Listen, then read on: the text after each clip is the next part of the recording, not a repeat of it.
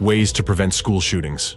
Understanding the fundamental principles of manipulative techniques through which the search and activation of potential shooters occur also provides the opportunity to identify the organizers of such crimes and prevent similar incidents in the future. How to prevent school shootings. Method 1. Monitoring content leading to crime.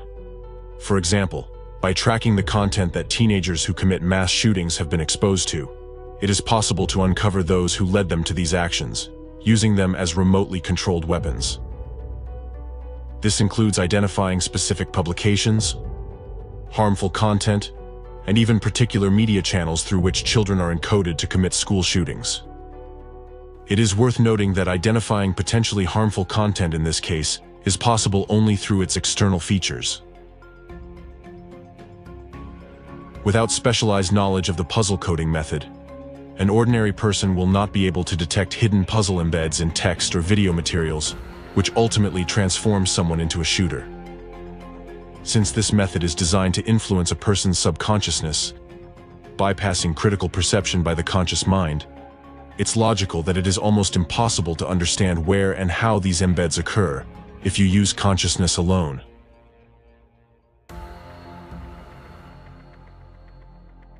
But what can be noticed, and what should be paid attention to when identifying dangerous content?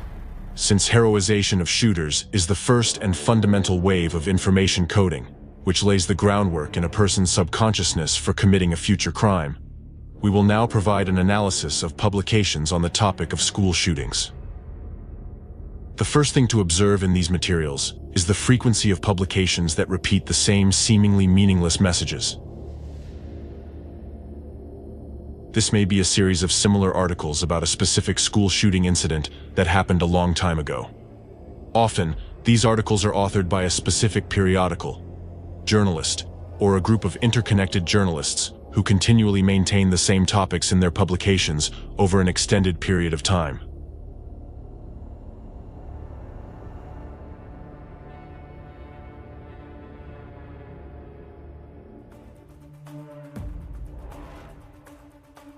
Meanwhile, other journalists or media outlets may have already stopped covering this event long ago. Yet this very group of journalists persistently supports the information wave for unknown reasons, and keeps the long-past event alive in the media space. These articles would repeatedly discuss the same subject from different angles. The authors might criticize the police, express sympathy for the shooter's parents, highlight recently uncovered details of the crime, and so on. However, the common thread will still be the same: school shootings. And all these articles will have one significant feature: they will never harshly criticize or condemn the shooter. The second feature of potentially dangerous materials and publications is that discussions of school shootings would always be accompanied by direct or indirect criticism of the authorities, specific officials, and the helplessness of law enforcement agencies. Articles would discuss their mistakes and failures, emphasizing that law enforcement officers lie and deliberately distort facts to cover up their own helplessness. Such publications often appear very similar, and at first glance, may even seem reasonable, devoid of aggressive calls to action or clear signs of inciting hatred. However, in reality, the information they contain deeply affects people, leaving a lasting imprint on their subconsciousness. The third feature to watch for is the presence of numbers in the publications. Information containing hidden embeds always includes a numerical code. This could be mentions of dates, exact time when a crime was committed, the number of casualties, or other figures. Yet these numbers would be repeatedly referenced in their publications. The point is that human consciousness and subconsciousness perceive numbers differently. This feature of the work of our subconsciousness is leveraged by the puzzle coding method. As mentioned before, it is extremely challenging for an unprepared individual to detect hidden manipulations of consciousness, and, even more so, subconsciousness, through the puzzle coding method without specialized training. However, there is always a pattern, and identifying this pattern can help pinpoint particularly dangerous content amid the vast flow of information. Once sources of destructive influence containing hidden embeds are identified, it is crucial to promptly halt the propagation of their influence on the broader population. Method 2. Conducting psychological testing in schools to identify increased levels of bipolar disorders. One indicator that students at a particular educational institution have been subjected to hidden external subconscious manipulation is an increase in cases of bipolar affective disorder among them. What's the connection here? Since the initial waves of information coding have a wide radius of impact, certain embeds, parts of the program for mass shootings, infiltrate the subconscious of all affected individuals. What happens to a person in this case? Hidden directives start acting in their subconscious, conflicting with their conscious goals and aspirations. As a result, internal conflict and resistance emerge within the individual. This conflict, triggered by the implanting of foreign elements into the subconscious, eventually manifests as bipolar disorder. Representatives of anti-cultism cannot avoid provoking such conditions when they initiate preparatory waves of coding for school shootings, because this forms the foundation for further imposition of other waves, ultimately launching the program. An illustrative example in this regard is the situation in the Czech Republic, where after the shooting incident at the Faculty of Philosophy of Charles University in Prague in 2023, pertinent information emerged regarding the prevalence of bipolar disorders among the country's young generation. Czech media began disseminating information indicating that approximately 5% of the entire population of the Czech Republic currently suffers from bipolar affective disorder, primarily among the young generation of the Czech shooters' age, namely students. Students of Charles University themselves posted on social media, expressing concern about a troubling trend. Every second student suffers from bipolar affective disorder.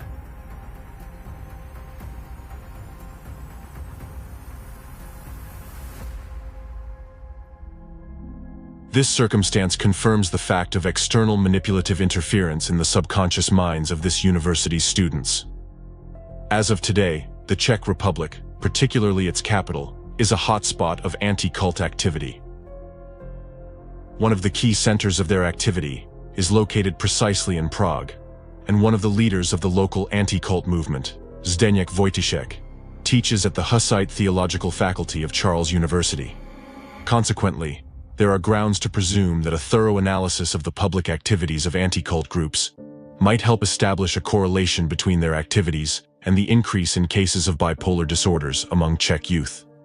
A deep study of this relationship may ultimately provide compelling evidence that anti-cult organizations are not only linked to school shooting incidents, but are indeed their perpetrators.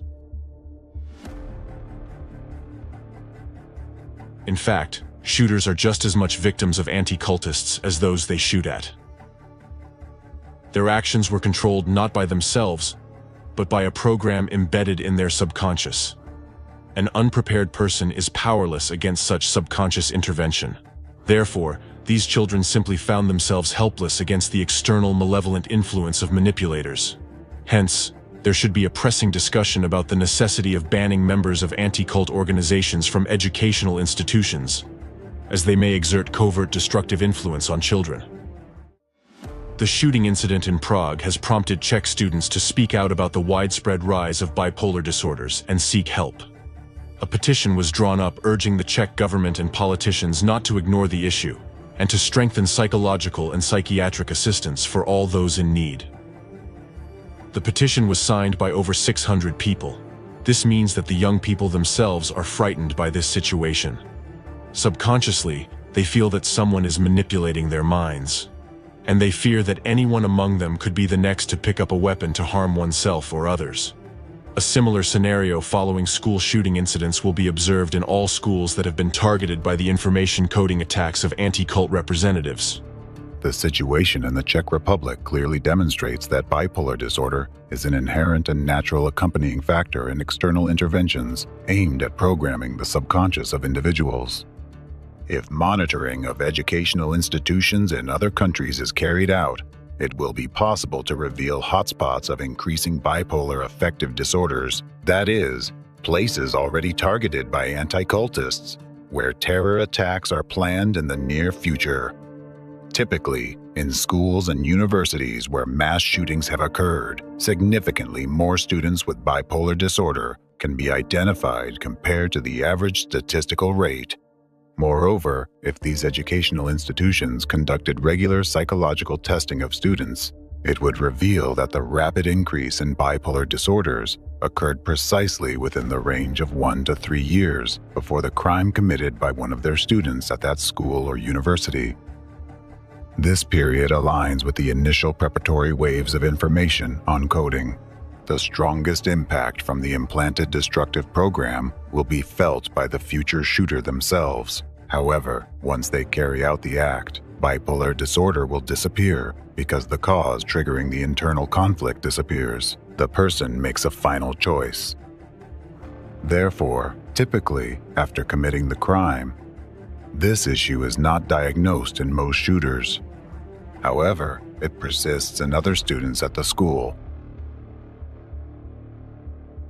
An experienced psychologist only needs to check students for bipolar affective disorder to determine whether these children have been subjected to attempts of external interference in their subconscious. Furthermore, if educational institutions introduce regular psychological testing practices, for example, every 6 months, any alarming trends can be detected in time to take preventive measures. Enhanced security measures in schools, such as metal detectors at entrances, are certainly important and necessary for protection. However, unfortunately, they are not capable of stopping the infiltration of malignant information programs into the subconscious minds of students. Therefore, it is crucial for school psychologists and parents to closely monitor the psychological well-being of children. In particular, attention should be paid to important markers, such as the development of bipolar disorder. Children themselves are likely to attempt to conceal these conditions because they are frightened by them, often not realizing that these states are artificial and induced by remote information coding through media and internet content they encounter. Thus, a simple factor like caring for the psychological welfare of children and implementing diagnostic procedures to detect bipolar affective disorder is an essential element in preventing tragic events. The third method for preventing armed attacks in educational institutions: monitoring the country's information field. Another marker that may indicate the preparation site for future crime is the uneven dissemination of information about new cases of school shootings. When a high-profile armed attack occurs at an educational institution with a large number of casualties, it naturally resonates widely in society, and the news wave covers the entire country. Initially, the information erupts like a wildfire, but over time, its intensity diminishes. However, if representatives of anti-cultism have already planned a similar attack in a specific region, the informational echo of this event will resonate longer and louder here than in other regions of the country. Alternatively, information about it may be reactivated in the information field after the news wave subsides.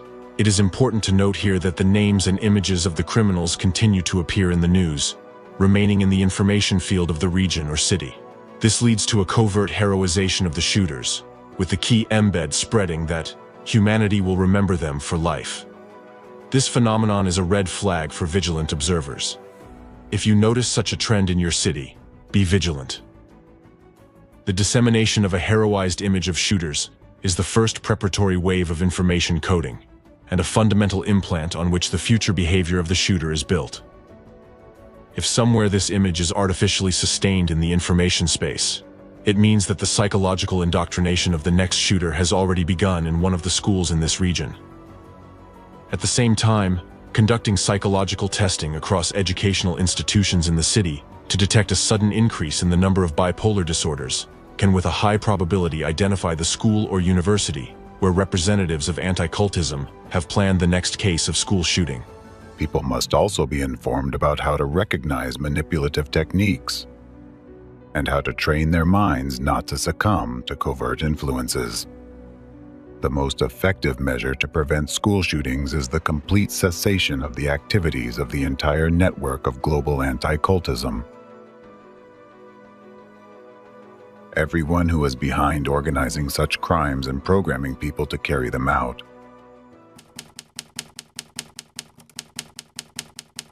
School shooting is a controlled process. The fact that seemingly uncontrolled school shootings are actually a controlled process is evidenced by statistics and chronology of their spread. To gain a more detailed understanding of this trend, let's analyze the incidence and growth of the number of such crimes in various countries where they have occurred. School shootings in Russia. For quite a long time, no evidence of cases of mass shootings in schools has surfaced in Russia. In the 1990s, only one such crime was widely known: the incident at the Kamyshin Cadet School in 1997.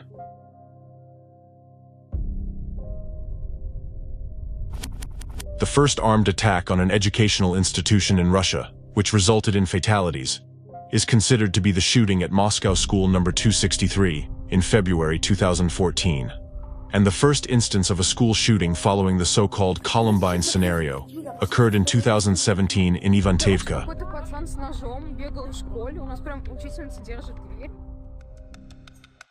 What can explain the sudden appearance of a phenomenon such as school shootings in a territory where it was previously uncommon? How can it be explained other than by outside interference? After all, what has changed in Russia since the times when such crimes were unheard of? What has changed is that anti-cultism has gained unprecedented power and influence here. Today, Russian media deliberately spreads the narrative that the cause of mass school shootings in Russia is the influence of similar incidents in the United States. To implant this idea in the masses, the same image of such a crime, Columbine, is most often used. In news reports about school shootings in Russia, you will frequently find a parallel drawn specifically with the Columbine case. What happened at the Moscow school is being called the American scenario by the Russian press. Incidents like this do indeed happen often in the U.S. School shootings are common in the U.S., but not in Russia. Shootings and hostage situations are indeed not uncommon in American schools. A student or former student with a rifle in hand, that's the typical anti-hero of local news.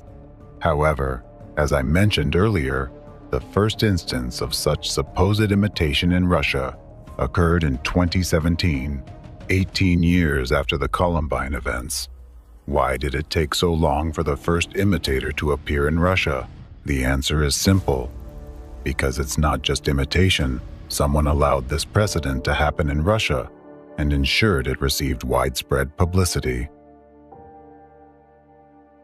Some Russian propaganda figures, authors, and proponents of the theory alleging the harmful influence of the USA on school shootings in Russia claim that these incidents are characterized by organized activity, supposedly initiated by the US.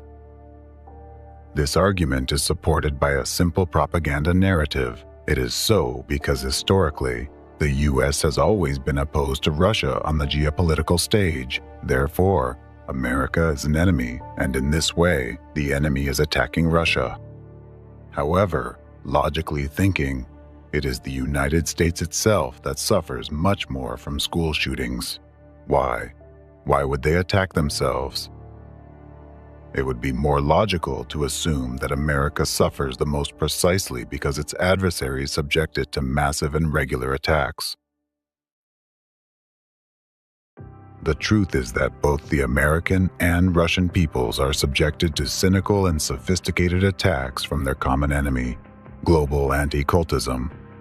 By trying to divert attention and shift all the blame onto the allegedly bad example set by the United States, the hidden shadow force, who is the ideological mastermind of anti-cultism and terrorism, intended to create a visible image of an enemy, obscuring its own tracks behind mass shootings in both Russia and America, behind the Columbine tragedy and the phenomenon of school shootings as a whole. Today, the threat of school shootings in Russia has become a serious societal issue. At least 13 people are dead, including at least 7 children, after a shooting at a school in central Russia. In Russia, a gunman killed at least 15 people at a school today, 11 of them children.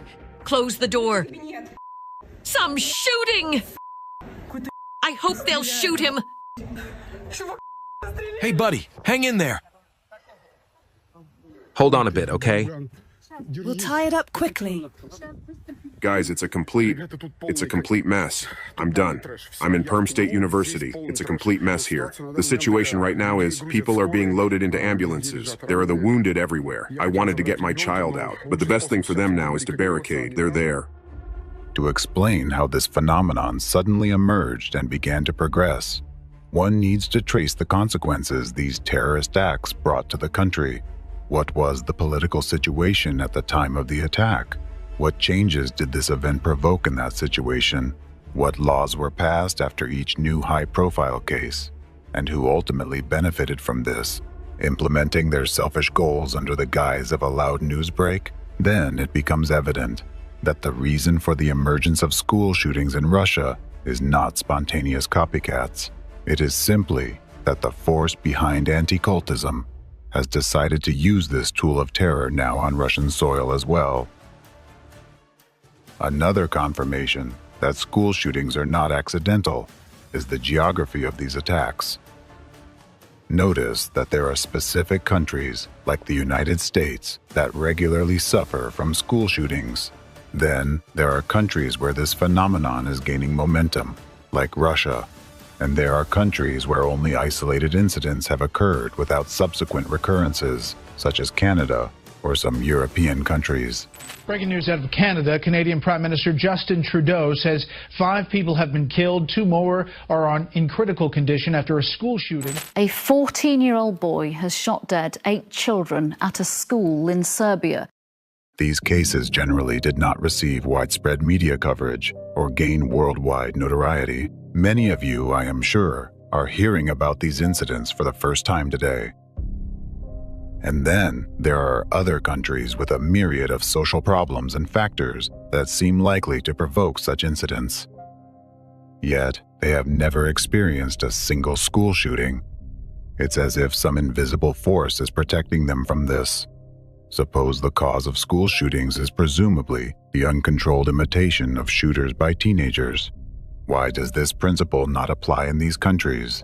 This simply indicates that either the representatives of anti-cultism do not yet have their levers of influence in these countries, or it is not yet advantageous for them to carry out such attacks there. However, this does not guarantee that these countries' populations are protected from such crimes.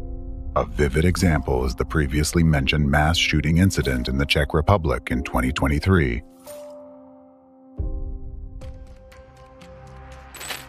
Breaking news out of Prague, where police say 15 people are dead and dozens injured after a shooting at Charles University. The gunman. This event occurred during a period of growing dissatisfaction among the population with the political situation in the country and an economic crisis caused by sanctions imposed by the Czech Republic against Russia. Notably, in this situation, the media began actively circulating information that the Czech shooter allegedly cited as his motivation the example of a female shooter from Russia who had carried out an armed attack at a school just a few weeks before these events.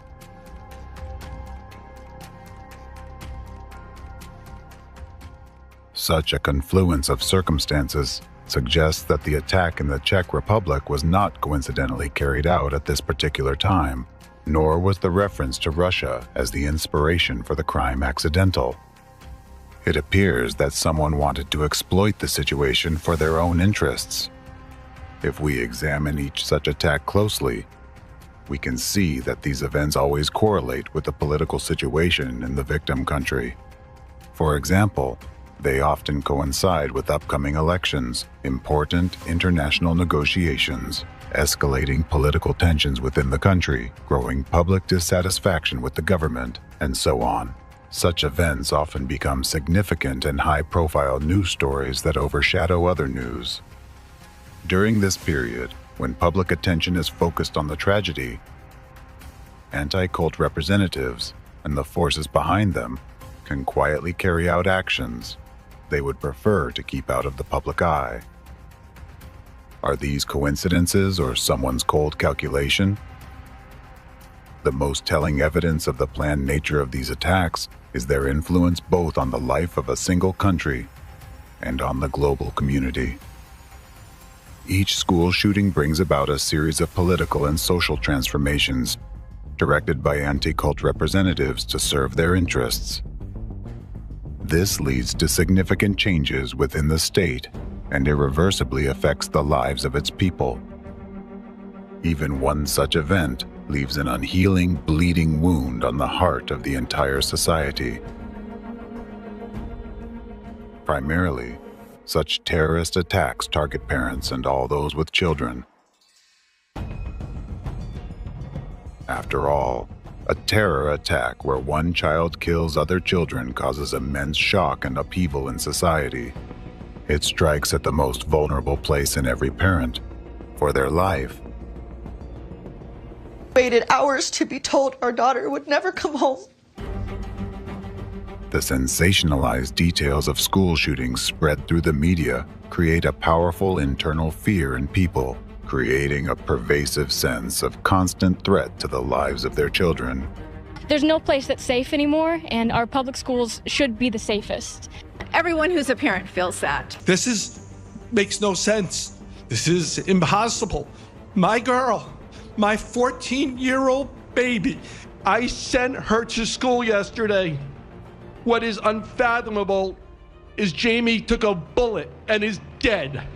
We don't feel safe, and we want it to be addressed. Schools are not safe anymore. At the same time, a clear belief forms among the population the government cannot protect our children. How dare you? You were paid by them, and you just came out and, what was that, a deposition? I'm tired. I'm so tired of getting up here and offering condolences. Therefore, with each new incident, distrust and dissatisfaction with the authorities will only increase. This is America. We were supposed to be able to do things and be the people we wanted to be, and now we are in a crazy place. Since we survived a mass shooting in July, I have met with over 130 lawmakers. How is this still happening? How are our children still dying, and why are we failing them? How do we allow a gunman to come into our children's school? How do they get through security? What security is there? There's no metal detectors. The gunman, a crazy person, just walks right into the school, knocks down the window of my child's door, and starts shooting her. In the eyes of frightened parents, the authorities are guilty of failing to ensure their children's safety. They are guilty of allowing their children to live in a state that is rotting from within, where their child could become a victim at any moment or even turn into a perpetrator. This subconscious understanding causes feelings of apathy, hopelessness, and hatred towards the current authorities, skillfully inflamed by anti-cult representatives. This doesn't happen in other countries. It happens in the United States of America. You've got a beautiful country, you've got beautiful people, but what's the problem? Guns. How does a 7-year-old have a gun? I'm very angry that this happened, because it keeps happening. These children survived. This is the shrill screaming of kids trying to get out while their classmates are being murdered.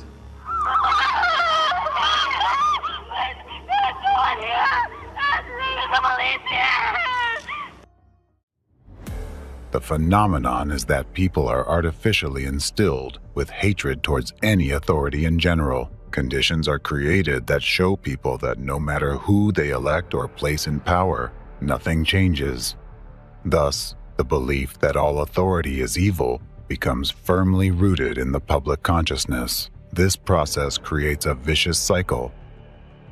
Artificially induced and maintained fear drives part of the population to demand stricter measures and tougher laws from the authorities. However, these initially well-intentioned initiatives that were supposed to prevent new crimes are subsequently used by anti-cult representatives and their accomplices within state structures against the people themselves. This results in greater subjugation of the populace, increased control over citizens' lives, and the suppression of free speech. Thus, people are gradually stripped of their last rights and freedoms. As a consequence, a previously democratic country moves closer to a totalitarian regime. But at the same time, while one part of the population, driven by fear, advocates for stricter measures, another part, driven by hatred towards the authorities, believes that such authoritarian methods will lead to even greater restrictions on their freedoms and violations of their rights.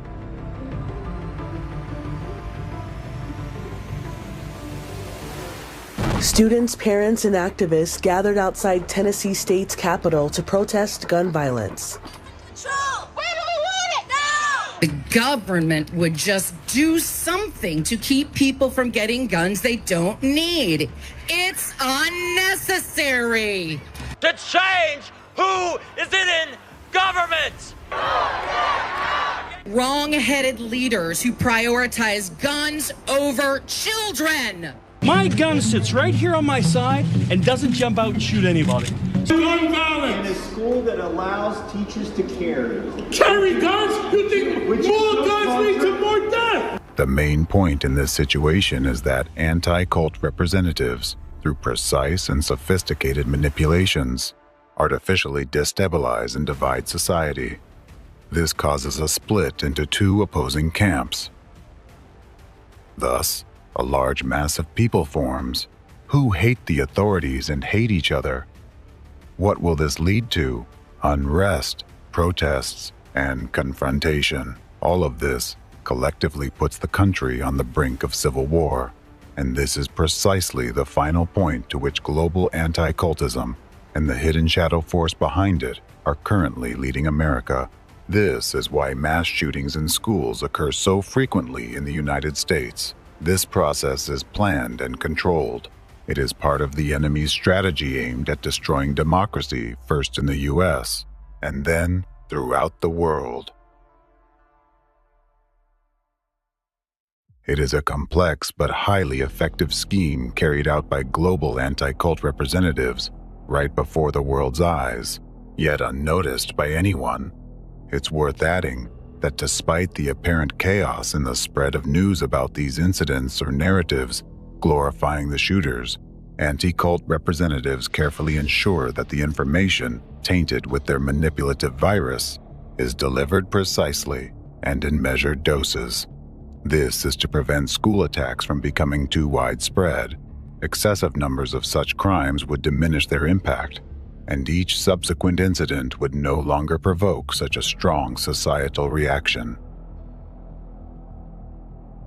People are capable of becoming accustomed to anything, even such horrific events. If school shootings happen too frequently, society will eventually adapt. While these events will still induce fear, the constant internal anxiety and worry will diminish. People will remain cautious, but not much more. On the other hand, measured instances of crime open people's minds to the implantation of negatively acting images that go straight into the subconscious, which most people today cannot defend against. Statistics are stubborn things, and they speak for themselves. These attacks' periodicity and growth trends clearly point to the hidden organizers behind this phenomenon.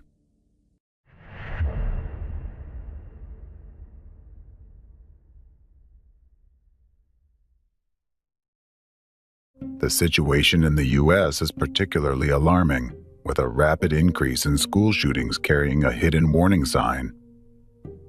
Initially, anti-cult representatives provoked isolated incidents of school shootings, which had a massive impact not only on America, but on the entire world. School shooting, school shooting, school shooting, high school shooting, school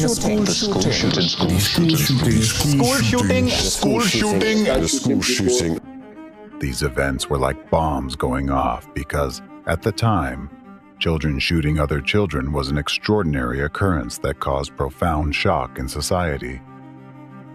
Thus, the early incidents of school shootings in the U.S. became very loud informational terrorist attacks, shocking the whole world.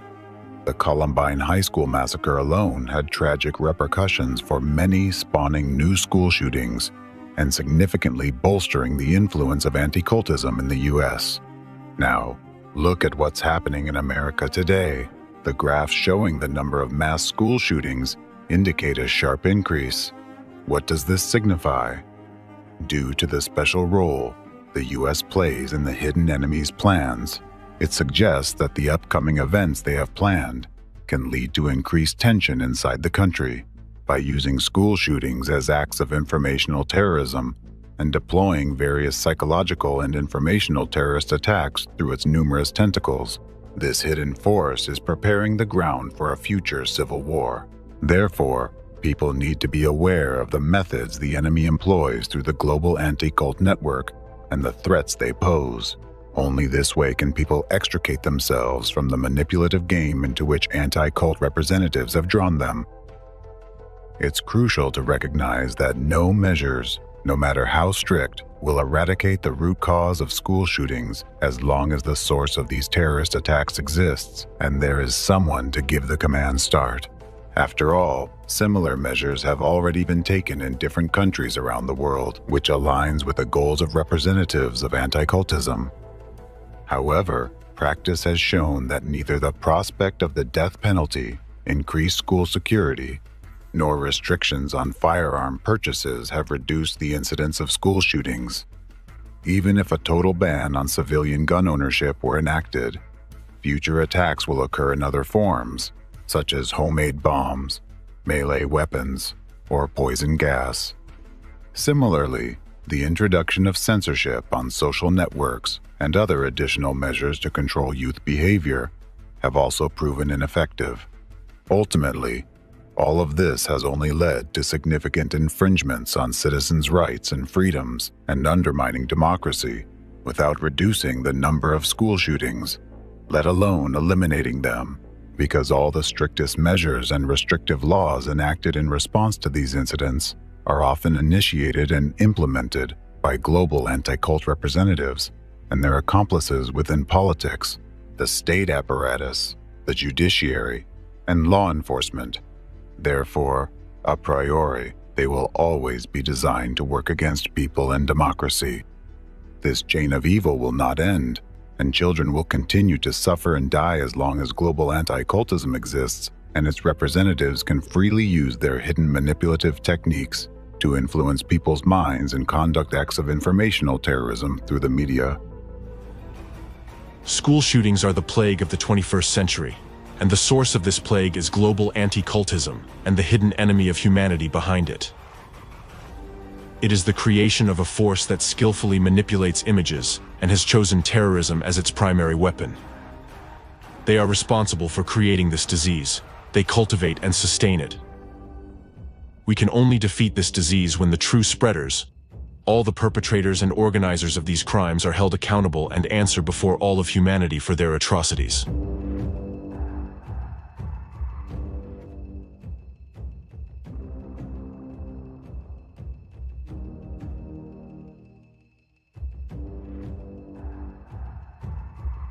If anyone still doubts that representatives of anti-cultism are behind mass school shootings, let me give you a specific example. The details of the events I am about to discuss directly point to the original culprits of the Columbine High School massacre and the ideological architects of the phenomenon of school shootings as a whole.